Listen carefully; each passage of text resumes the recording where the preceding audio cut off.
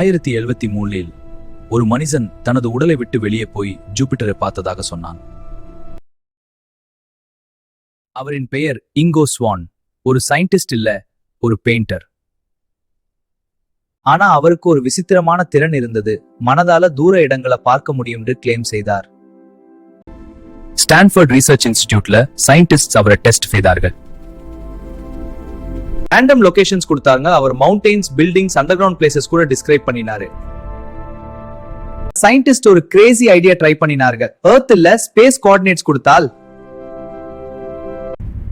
Target Jupiter.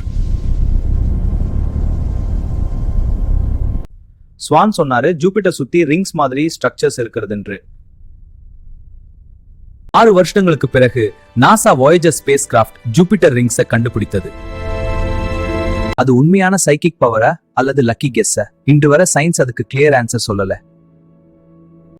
நீங்க என்ன நம்புறீங்க? கமெண்ட்ல சொல்லுங்க. மேலும் மிஸ்ட்ரி ஸ்டோரிஸ்க்காக சப்ஸ்கிரைப் பண்ணுங்க.